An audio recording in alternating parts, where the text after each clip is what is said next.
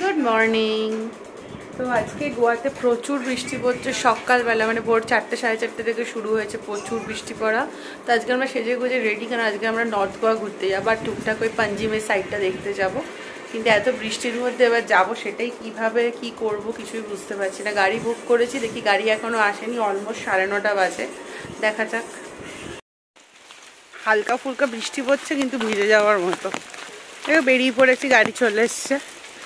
9টায় আসার কথা ছিল কিন্তু 9:10টায় গাড়িটা এলো। যাই, আমাদের গাড়ি চলে এসছে, যাব গন্তব্যতে। সো ফার্স্টে আমরা ওল্ড গোয়া যাচ্ছি, ওখানে চার্চ আছে। যেহেতু সকালেই বেরিয়েছি, পেয়ে গেছিলো চা তেষ্টা, তাই এরকম সুন্দর ঝিরঝিরি বৃষ্টি ওয়েদারে গাড়ি দাঁড় করিয়ে আমরা 4 জনে মিলে খেয়ে নিলাম গরম গরম চা।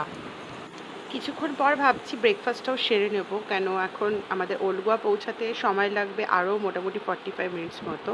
তো গোয়ার এই সুদীর্ঘ রাস্তা ধরে আমরা চলে যাচ্ছি আমাদের গন্তব্যতে। আর তার আগে এই যে সুন্দর ব্রিজটা, যেটা এতদিন ভিডিওতে দেখতাম, সেটা চোখের সামনে দেখে খুব ভালো লাগছে। এটা হলো ওল্ড গোয়া চার্চ। গিজগিজ করছে লোক, আমার একটু লেটেই চলে এসেছি, আর একটু আগে আসলে ভালো হতো। যাই হোক, এই হলো চার্চটা, ভীষণ সুন্দর।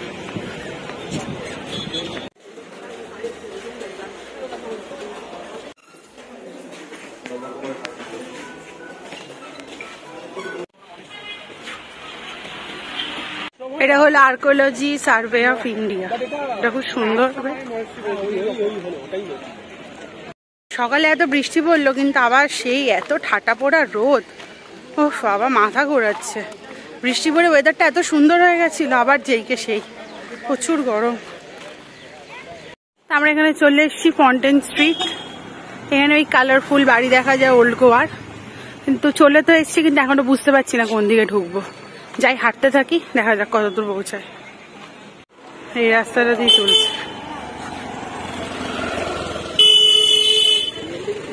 এই পেয়েছি সব কালারফুল বাড়ি, কিন্তু বেশিরভাগ বাড়ির সামনেই লেখা আছে নো ফটোগ্রাফি প্লিজ। তাহলে এই রাস্তাটা ঘোরার কি মানে আমি জানি না। যাই হোক, তাও কয়েকটা বাড়ির সামনে ফটো তুলেছি, বেশ সুন্দর বাড়ি ঘরগুলো দেখতে। এটাই। তা আমি চলে এসেছি পাঞ্জিম হোয়াইট চার্চের কাছে। ছোটবেলায় এখানে এসে অনেক ফটো তুলেছিলাম, যখন খুব ছোটতে এসেছিলাম। এখনো ভীষণ সুন্দর লাগছে দেখতে, চার্চের সামনে থেকে রাত্রিবেলা দেখতে বেশি ভালো লাগে। যাই হোক, 100 টাকা দিয়ে বিটটা করেছি। ওখানে ক্যাভেলসিন বিচের কাছে তো 150-200 টাকা করে চাইছিল, এখানে কম দামে পেয়েছি বলে এখানে করে নিচ্ছি। আর বিটটা আমার এত পছন্দ হয়েছে, চুলের মিডল থেকে করেছি, ওপর থেকে করিনি। এটা আবার খোলাও যাবে বললো, নিচ থেকে বললো এখানে একটা দড়ি আছে, এটা টান দিলে পুরোটা খুলে যাবে। এবার চলে এলাম আমরা আগোডা ফোর্টে। এখানে এন্ট্রি ফি ছিল মাত্র 25 রুপিস। তো এখানে এই সিঁড়িগুলো লাল লাল সিঁড়ি, ভীষণ ভালো লাগছে, কিন্তু পুরোনো দিনের সব কিছু। এই দুর্গটা কিন্তু পর্তুগিজরা তৈরি করেছিল ওই 1609 থেকে 1612-র মধ্যে। আর এই দুর্গটার মধ্যে একটি সুড়ঙ্গ পথও রয়েছে, যেটা যুদ্ধ হওয়াকালীন এই সুড়ঙ্গ পথটা ব্যবহার করা হতো। তাছাড়া এই দুর্গটাতে অনেক ফেমাস মুভিরও শুটিং হয়েছে। দুর্গটাকে ইন্ডিয়ায় যথেষ্ট যত্ন সহকারে রাখা হয়েছে, এখনও ঠিক সেভাবে ডিস্ট্রয় হয়নি। প্লাস যখন যুদ্ধ হয়েছিল তখনও কিন্তু যুদ্ধ যারা করতে এসেছিলো এই দুর্গটাকে কিন্তু সেভাবে নষ্ট করতে পারেনি, তাই হয়তো দুর্গটা আজকে এত সুন্দরভাবে ইন্ডিয়াতে রয়ে গেছে। এখানকার পাট চুকিয়ে আমরা সোজা চলে গেলাম কালাঙ্গুর বিচে। বাট ওখানে যাওয়ার আগে থেকেই আমার পেয়ে গেছিলো খুব খিদে। সময় নষ্ট না করে ঢুকে গেলাম একটা রেস্টুরেন্টে। সেই রেস্টুরেন্ট থেকে আমরা একটা থালি আমরা আলা কার্ট অর্ডার করেছিলাম, আর ভাইয়া একটা থালি অর্ডার করেছিল। ভাইয়া একটা ভেজ থালি অর্ডার করেছিল, তার মধ্যে রুটিও ছিল, ভাতও ছিল, পনিরের একটা সবজি ছিল, ডাল ছিল। আর আমরা এখানে পনির আর বাটার নান অর্ডার করেছিলাম। রুটিটাও যথেষ্ট সফট ছিল আর পনিরটাও যথেষ্ট সফট ছিল, খেতে খাবারগুলো ভালো ছিল। বাট পনিরের মধ্যে একটা ব্যাপার ছিল, সেটা হলো অতিরিক্ত এরা ফুড কালার ইউজ করে পনিরটাকে পুরো লাল টকটকে করে রেখে দিয়েছিল। বিল মিটিয়ে খাওয়া কমপ্লিট করে চলে এলাম আমরা কালাঙ্গুর বিচে।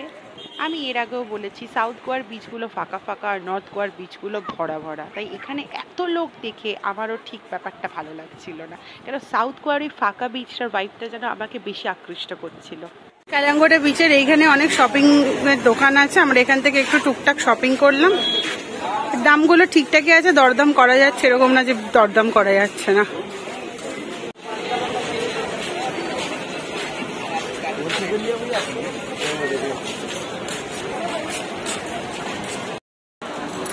এখন আমরা চলে এসেছি বাগা বিচে, most crowded beach in Goa.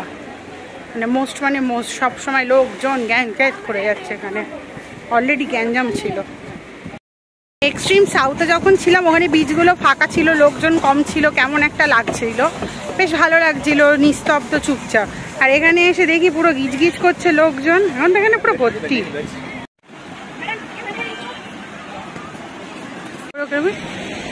পেয়েছি একটা বাগা বিচ লেখা, দূরে জল করছে। বাগা বিচে তো লোক আরো গিজগিজ করছে, সেই দীঘাপুরীর মতো অবস্থা বাগা বিচ।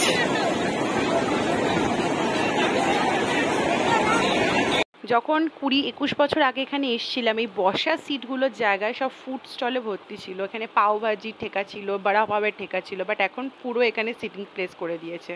তো লাস্ট চলে এসেছি ডিয়ার জিন্দেগি শুটিং স্পটে। সব ভিডিওতে দেখায় ফাঁকা রাস্তা, কি সুন্দর এরকম ওরকম পোজ দিয়ে ভিডিও করছে, কিন্তু এটা একদমই নয়, লোক গিজগিজ করছে। আমাদের অনেকটা দূরে, কাছে পৌঁছায়নি, কাছে পৌঁছাই তারপরে। এই হলো রাস্তা, যেখানে জ্যাম লেগে গেছে, রীতিমতো জ্যাম।